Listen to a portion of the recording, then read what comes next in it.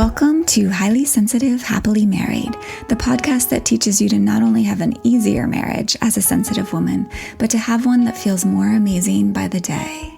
Where you'll hear relatable stories, love advice that works, and coaching on how to have a marriage where feeling upset and disconnected is a thing of the past, and where instead a sense of loving connection and even fun and lightness is the norm. I'm Hannah Brooks, highly sensitive person, love expert, and marriage coach, and I'm so happy to be on this journey with you. Hello and welcome. I've been having a lot of fun preparing for today's episode. It's a somewhat serious topic, something that I see is really common for a lot of us in our relationships and our marriages as women. But I've been having kind of a fun time thinking about how to approach it and what I can help you with around it. And I think it's also been fun because this podcast was inspired by a listener's question. She wrote in and asked this specific question, and I decided to take it on as a podcast episode because I think so many women have this question. And I also want to share that she had listened to episode 30, I believe, which is about like 2 different ways to ask for what you want. And it was kind of a follow-up question to that. So I'm going to read the question. And to put it into context, she had already, followed the advice on episode 30, and he still wasn't kind of doing what she wanted. Right? So this was her question, paraphrased. How can I inspire my husband to initiate sex and flirting with me more? In other words, she was kind of saying, how can I get him to be more romantic, more like a lover, right, with me? And then she went on to say, I fear that having talked about this and that he still doesn't really follow through means that he just can't. It's not in him, and that I have to accept and live with the fact that I won't have that feeling of being desired by him, like for the rest of my life. Okay, so some of you might be like, oh yeah, right? Right? I think a lot of us don't feel, like our partner is showing us the attention, the affection, or being the romantic person towards us that we want, right? So what I'm going to share today, my answers that I have today will apply to all of you who are wanting your partner to do kind of anything, but especially if you're wanting more of that affection and attention and romantic behavior, or to feel more, like loved by him.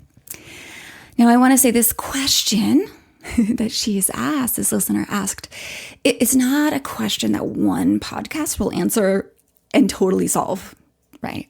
One podcast episode, I mean, right? This is the kind of issue that I will work with on clients for a good period of time. And it is really, this issue is connected to various issues, and there's a lot more to it. But today I do want to offer you really 3 specific steps that you can take towards having more of that experience that you want, of like that romantic desired experience in your marriage. So I'll be weaving some examples into the how-tos, and there'll be a little bit of different types of examples around different behaviors that we'd like to see our partner doing in this realm of romantic behavior. So the steps, just to put them all up front, are kind of, this is where I had some fun. They're fun. The first one is put down the sword. The second one is pick up the paintbrush. And the third step is paint.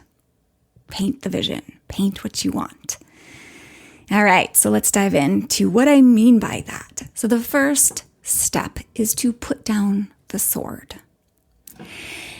And what I really am saying by that is start accepting the reality of how things are right now. Sometimes, even if we've asked our partner, even if we've gotten vulnerable and honest and shared from our heart what we want our partner to do, sometimes they won't do it. Have you noticed that? I have. In fact, my husband got up super early today, like 5:30 a.m. when I'd very clearly multiple times asked him to not get up so early because I have trouble getting enough sleep sometimes. But, right, we can't control our partner. This is one of those things that I'm always saying, darn it, right? Sometimes they won't do what we want. Okay, then that's the reality of life. And I think this is really important to hear is sometimes our partner usually the only reason that they won't do it isn't because they don't want to or they don't care about us.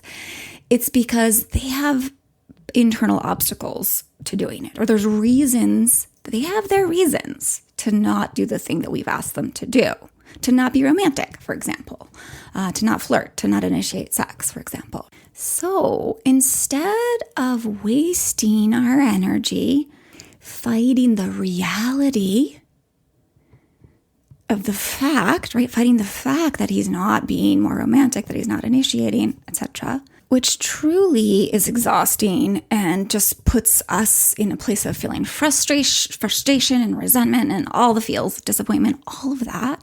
And then oftentimes leads to, kind of fighting to get him to be different, right? Which, like I've talked about lots of times, it doesn't usually work, particularly when we're coming from this it shouldn't be this way kind of energy. Like you feeling angry and disappointed and frustrated with him isn't actually the way to inspire him to want to be more romantic. Does that make sense? Right? So fighting the reality doesn't work, usually backfires. So we've got to start with acceptance. Acceptance of how things are now.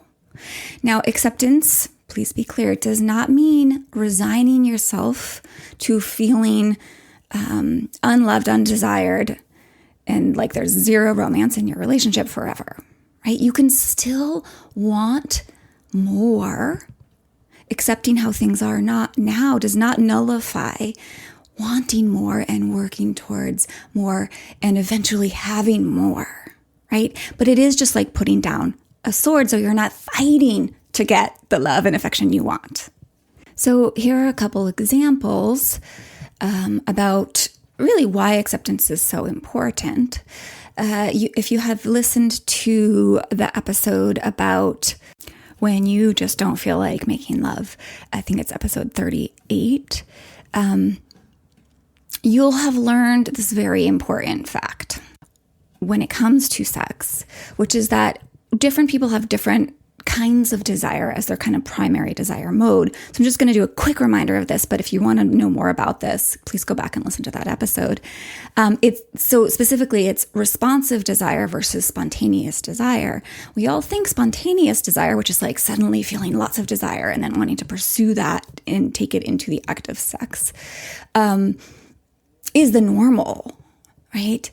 But actually responsive desire is 30% of men, I think, actually, and 70% of women, like that's their primary mode of desire. Responsive desire means that we feel desire by actually getting into the act, by actually kissing, by actually touching, and sort of moving forward into the act of lovemaking. So in terms of men initiating sex, sometimes that's not going to feel supernatural to them. They're not going to feel that desire ahead of time. They're going to have chosen it or moved into it more on purpose. And so they just might not feel like initiating. Or there might be other sexual reasons that are keeping them from initiating. Right? So what I'm trying to say here with all of this is there are real reasons why he might not be initiating lovemaking with you. They're physical reasons, right? Nothing to do with you. And another example here is that, let's talk about love languages for a second. Most of you know what that is. It's a very popular sort of way of thinking about affection and, being with and connecting and feeling love with each other. Now, many men, I've noticed from my work with many women and what they share about their partners, is that many men do not speak the same love language as we do. Right? And in fact, what I've found is that many more men, at least with my clients, who their love languages tend to be most often what I see is they feel loved through, affectionate words and touch and time spent with their partner. Those tend to be the primary love languages of the people I work with, just seems to be the case. And their partners, oftentimes, what their love languages are like, taking action, taking care of them by, making them lots of money or fixing the door or whatever, right? Meaning the way their partner shows love is not the way that their woman receives love so well, right? So, but I really want you to hear what I have to say here. Imagine if your partner, if your man spoke Spanish and no English, right? For some reason, you guys had fallen head over heels in love, you got married, but you spoke a different language, right? And you just spoke English, okay? The question is, would you expect him to learn it overnight, English, right? Would you expect him to be great at it, even though you fell in love and you knew he didn't speak English, right? Would you even ever expect him to become masterful at English? What if this person, this partner of yours actually had trouble learning languages, right? What if that just wasn't a thing that he was good at learning? What if you could learn Spanish? Or you could learn to teach him in a way that honored his learning challenges, right? Or both of those things. That's where your power is, right? Because we've got to start with accepting, okay, my partner doesn't speak my love language, right? And maybe he's even learning challenged about learning languages. And I know he's not going to learn this overnight. And he might not even want to learn it. Because, man, we fell in love and we didn't even speak the same language. That's pretty amazing, right? So we start with accepting that, and then we see, maybe I do have some power here, right? Because here's the thing, when you want something from him that doesn't come naturally to him, doesn't mean giving up on your desires and your dreams, right? It just means you get to value yourself enough to create that for yourself. That you get to be responsible for creating the experience that you're wanting, right? Because again, we can't control him to meet our desires. And, it may really be that the fact of the matter is that his desire is slower to turn on, or he speaks a totally different love language than you, right? That he's not a big expresser of affection, like verbally, right? Or through touch, right? So we got to start there by accepting that's a fact. But does it mean we have to live without it forever? No, that's not what acceptance means, right? Acceptance, again, is putting down that sword and no longer wasting your energy on the futility of trying to change what you cannot change, such as a husband with a responsive desire situation going on, right? Or speaking a different love language. Okay, so if acceptance is putting down the sword and no longer wasting your energy on trying to change what you cannot change, now it's time to pick up the paintbrush, which is step 2. Pick up the paintbrush. What this is really saying, this idea of picking up the paintbrush, is I want this. I have a vision for myself and I will take charge of creating it for myself. I'm going to pick up that paintbrush and get going. Right? So it's this act of reaching down and grabbing this paintbrush.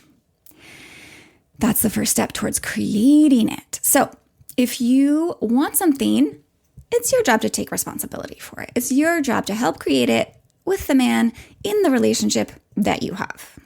Yeah? So,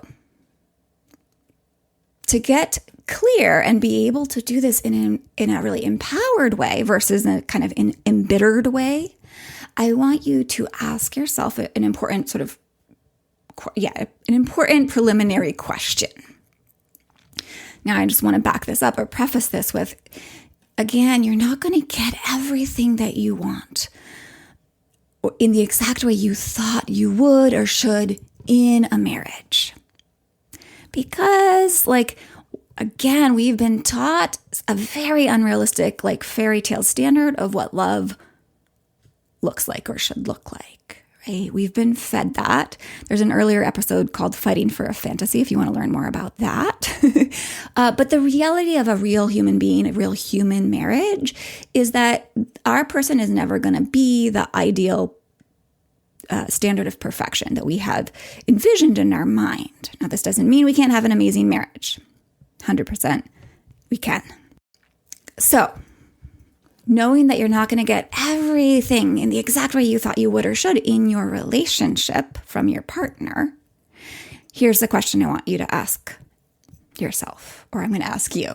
What are you willing to make peace with not having? And what are you willing to work for or provide yourself in this relationship? Now, this question might be a little hard to answer at the moment, so I want to help you kind of clarify and get down to the essence of what it is you really want, right? We need to understand what that is, why, for example, you'd want him to initiate flirting or sex. Because then we'll be able to figure out how to create, to meet that real need or desire that we have, the underlying desire, right? So that's what we want to figure out. What's the essence of what you really want? So with this listener who wrote in, let's boil this down for her, what she's really wanting here. And I want you to do this for yourself too. So here's this question you can ask yourself to find the essence of what you're really wanting. If your partner did do it how you want him to, right? If he did start expressing his love more verbally, or he did start initiating sex, if he did that thing that you want him to do, how would you feel? Ask yourself that question. If he did the thing I want, what would I feel then? So for this listener, as for so many of us, what she was really wanting was the feeling of being desired, right? The feeling of being desired. She wanted to feel desirable. Always, when we want someone to do something, it's because of what we think we are going to feel because of that. Okay? I'm going to say that again because that's huge understanding here. When we want someone to do something, it's because of what we think we will feel when they do it. So what we are really wanting is a feeling. And in this case, it's that feeling of being desirable, right? Or for you, it might be a little different, of loved and worthy, right? But we're going to go with this. It's this feeling of being desirable in this case. So once you see what you're really wanting is a feeling, whatever that feeling is for you, then you can see that there are various ways to go about creating that feeling, getting yourself into that feeling space. So now I want to go back, and hopefully you can pause this episode and actually answer that question for yourself. But now I'm going to go back and ask, are you willing to work to create that feeling that you're wanting for yourself? Okay, that's so key here. If you're not willing to work for it, if you don't love that, if you don't want that feeling badly enough, you're not gonna work for it, and that's okay. But if you really want that feeling enough, and you know it's possible to create that in various ways, are you willing to get behind that and show up for yourself and create that experience for yourself? I don't mean without your partner. I'm just saying, are you going to get the emotional fuel behind it that you're willing to work for it, to create that feeling for yourself? So if you do decide you're willing to work for that feeling, instead of just waiting and hoping that your partner will magically change and start doing the things you want so that you can feel that way, you are on the path to being able to create that for yourself. Yes, that's what it takes. Saying, yes, I'm willing to work to create this. Okay? So the question then becomes how. And that's where we get into step 3, where we start painting. We picked up the paintbrush by saying, yes, I'm willing to work for that feeling that I want. And now we're going to start painting. And to paint, I want to suggest that you use one or all of the following options that I'm going to lay out here for where to begin creating that feeling that you want. And in this case, we're going to talk about the feeling of being desired. All right, so option A. I want you to ask yourself how you can encourage the thing you want from your partner. Right? If you want to have that feeling, and probably a big part of you still believes like he has to do the thing for you to feel how you want to feel. So we're going to start with that. Like, how can we encourage him to do the thing you want? Now, I've created a bunch of different episodes that relate to this topic. They're in the 20s, I think, of the podcast. So you can go back and check out a few of those. But I want to address a couple specifics here around this, like about initiating sex and being more romantic. So one thing is just get him in the mood, right? Especially if he's one of these men with more responsive desire. Like, be willing to touch and talk to him about what turns him on and actually initiate yourself. Okay? Maybe isn't exactly what you're hoping for, but with a person with responsive desire, it's going to encourage him and actually get his desire turned on, and then he's going to be desiring you, right? And then you'll have that experience that you want. That's one way to actively encourage him towards wanting that, right? But even bigger than that, and this might be more important in general for any of this that you're wanting him to do and be more romantic, etc., is to check to see that you've communicated about it and that you've communicated fully about it, right? Oftentimes sex and having our partner, asking our partner to be more romantic, or any of that stuff, that's a topic that we can have trouble being really open and honest and vulnerable about. Wanting more affection, like I shared a bunch about in a complaint to, I think the episode's called Complaint to Connection. We can feel really vulnerable asking for affection and talking about our desire to feel desired, right? That's a little tender. It feels vulnerable to talk about. So it's quite possible that you have not talked about it fully. So what I recommend here is that you decide to communicate again about it. Okay? And actually check in to see if he'll problem solve together with you around this. And here's a couple really good questions that I highly suggest that you ask him from a loving, curious space, right? This is one reason we put down the sword. So we're not coming at the communication from a really aggravated space, right? Which usually just will shut him down or just not work very effectively. So get in a loving, curious space, knowing that you're working towards providing yourself with something so important to you. And that's a beautiful gift. It's a loving thing to do for yourself, okay? And here are a couple questions that you can ask. Do you want us to have a more active sex life, more romantic feelings, even if that's not coming supernaturally right now? One question. Question 2, would you want to work on improving that area with me in our relationship? Question 3, would you want to help support me in feeling more desirable? Question 4, would you want to troubleshoot and problem solve with me about this? Now, you can ask any and all of those questions. They're pretty related. And then I want you to really listen openly for his answer. Okay?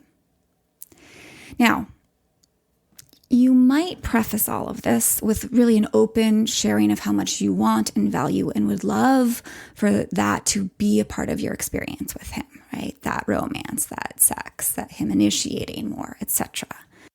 So here's a way to kind of set the stage for that kind of conversation. You might say something like, use your own words, but this is just a suggestion. Hey, would you be willing to hear me out and just listen while I share a few vulnerable things with you, right? I notice, and if he says yes, you can say something along the lines of I notice that you don't tend to initiate sex a lot, or you're not very flirty with me. And when I notice that, I sometimes feel sad, or I sometimes think that that means you don't desire me. And this is what I'd really love. I'd really love it if you would initiate sex more often, or you would, say these more romantic things to me.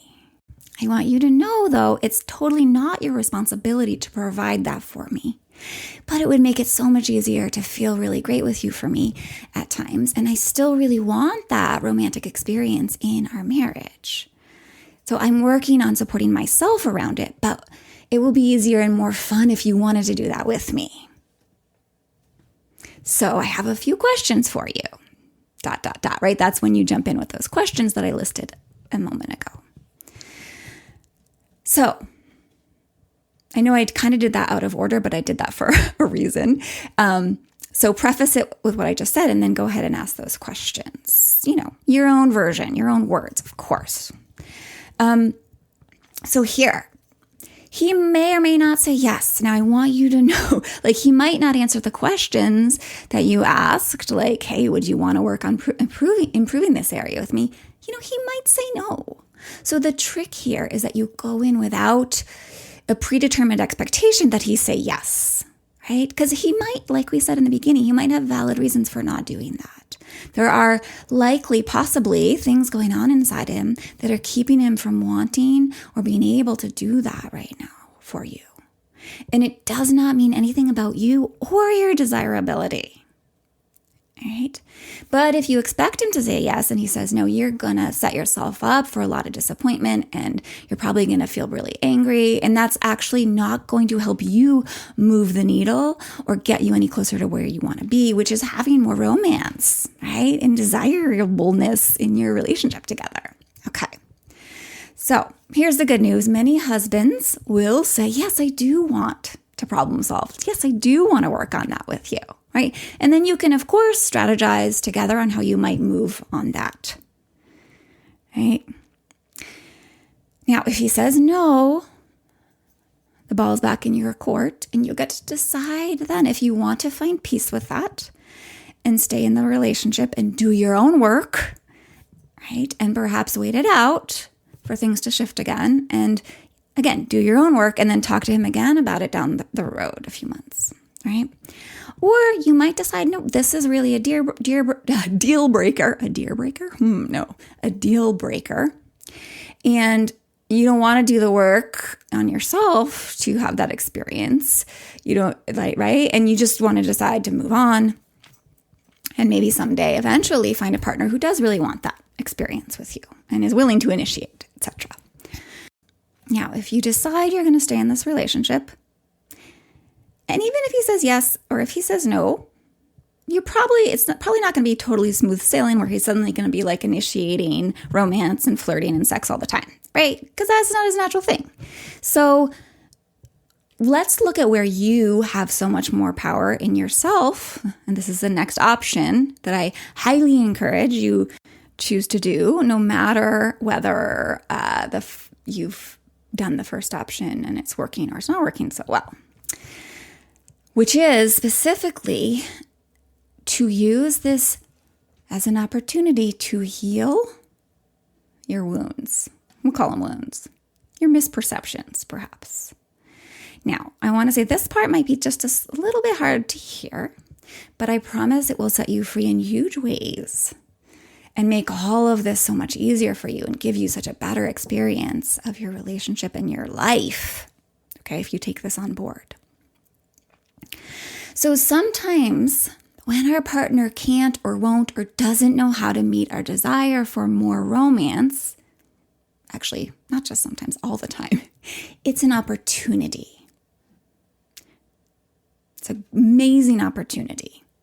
If our partner always did the perfect thing, we would never have to evolve, grow, and heal the parts of us that need healing. Okay? So often, our desire to feel desired comes from kind of like a weak area, a wounding inside of us. Yeah? So this listener who asked me this question, she knew this. It's part of her email. She said to me, when my husband doesn't initiate, it triggers me in my weak and vulnerable places, my insecurities about being undesirable. I loved her clarity and wisdom and insight on that. She saw that in herself, right?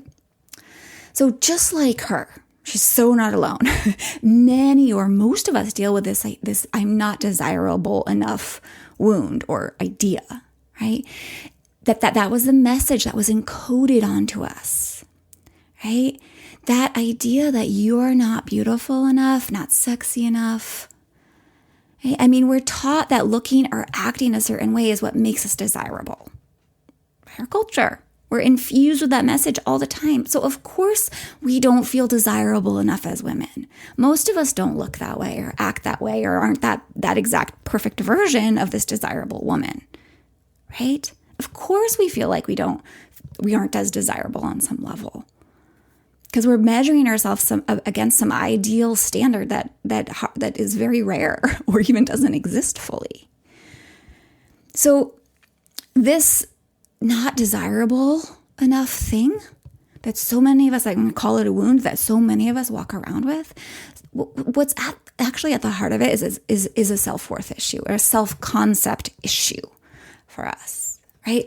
We're simply not seeing how delicious and gorgeous and desirable we are. We're not seeing how deeply more than good enough we are in that way. And this is not our fault as women. It's not our fault, right? This is the air we breathe. This is the messaging we pick up every day in all sorts of places.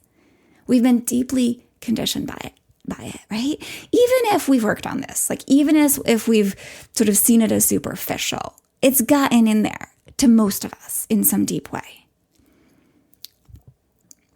And along these same lines, it's really related, we've also come to expect that men should be the initiators of like romance and sex, and that we are the object of their desire.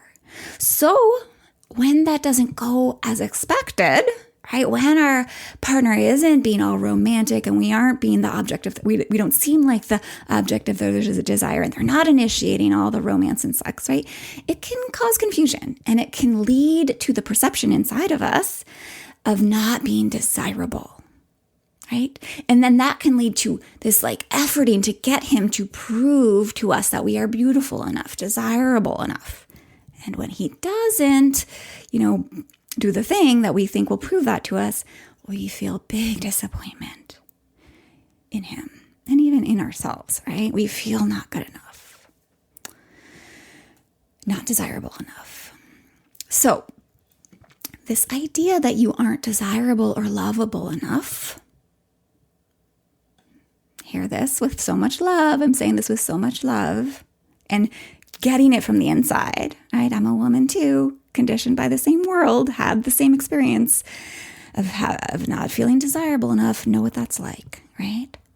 This is our personal crosses to bear. This is our wound to carry. This is our wound to heal, in other words. It is not your fault if you have this experience, this wound, but it is your responsibility. It is not our partner's job to fix that or heal that wound for us. They can't do that anyway. Like they're treating you desirably, like them flirting with you or initiating sex, that's like a Band-Aid. It's never going to heal the wound. We're the only one who can heal that wound from the inside. We have to do it ourselves. Okay, so it's our job to heal it. And really, this is true of any time we're dealing with any kind of wound or trauma. Like, it's not your fault that this is how you feel. No, but it's your responsibility, if you want it to be different for yourself, to heal that, to change that inside of you. And I love to think that you might have, so many teachers of relationships see it this way, that on some level you may have entered into this particular relationship with this particular man who is not great at initiating all the romance in order for you to heal this part of you. Yeah?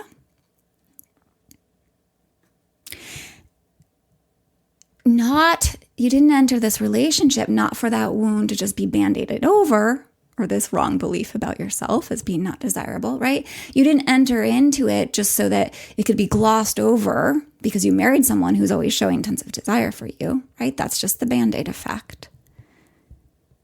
But you entered into this relationship for you to turn inward and do the healing work on yourself, to know yourself as really desirable, as super sexy, as amazing, right? To build that from within. This is a huge gift to give yourself if you choose to accept that mission and do that work to get there. And it's a gift that you get to keep forever. And it is not contingent on other people's thoughts or confusions or behaviors towards you. Okay? This is like about insourcing desirability, insourcing your value, insourcing all of this instead of outsourcing it. Right? When we're outsourcing these feelings about ourselves, it's very fragile because it's totally dependent on others' thoughts and actions, which you will never, ever be able to control. And they really only have to do with them anyway. So as you learn how to heal that wound, as you sink into being like knowing yourself as so desirable, you won't need him to prove that as much to you. You won't be putting as much pressure on him or be nearly so bothered that he doesn't naturally show up as this very desirous husband, right? If he isn't natural at that or isn't able to do that. And you'll be freed up to be happy to initiate and, be like, of course and think of yourself like, of course he loves sex with me. Of course he finds me totally desirable. I'm amazingly desirable. I'm a sexy goddess, right? Imagine, really just pause for a moment and imagine feeling that way. So desirable, knowing yourself as this sexy, amazing, desirable, affectionate, worthy woman, and then showing up that way. Yeah. Can you imagine yourself showing up that way?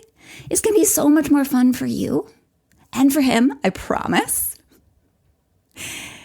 Right? Talk about like giving him the very best chance to be inspired to flirt and initiate romance and sex. Right? Because you become this woman who knows herself as desirable. Yeah. And that's inspiring. That inspires desire. Truly. And I've done this work with clients and they're like, whoa, that's amazing. That's like magic. Right? But it starts with you knowing, healing that wound and sinking into how desirable you are. So what I suggest for a starting place for knowing that how desirable you are is first questioning all these like arbitrary ideas that you've been taught by society, by Hollywood, by everything about what a desirable woman is and looks like. Just question all that because it's not the truth. It's just one or a bunch of people's ideas. It's just this mythology that's been passed down to us. And then look at how desirable you are. Sink into how desirable you are simply by asking like, how is it true that I'm desirable? And don't go by the old tired narratives. Like stretch your mind here. Really. What's like delicious and amazing and desirable about you? There's so many things, I'm sure. Let your mind see that. Don't be shy with yourself. Don't be overly humble here. Okay? This is painting. This is painting the experience that you want. Or in other words, this is leading love. This is leading yourself to the love and romantic, desirous relationship that you really want. Now, if you know this is an area that you have deeper work to do and you'd like some deeper support to really have this relationship where you do feel totally desired, totally loved, and like there's this romance in your marriage. That's exactly what we'll do and create for you together when you come coach with me. To get started or to learn more, you can set up a consult. Now, I want to let you know that my consult spots are filling up like hotcakes. They're already booked out for all of August, but I do have some availability in September, but those are filling too. So if you've been considering working with me and you're ready to make some big changes in your marriage, go ahead and apply for and schedule your consult by emailing Hannah at lifeisworthloving or clicking the link to set up the consult in the show notes. In the meantime, go get it, girl. And be oh so well.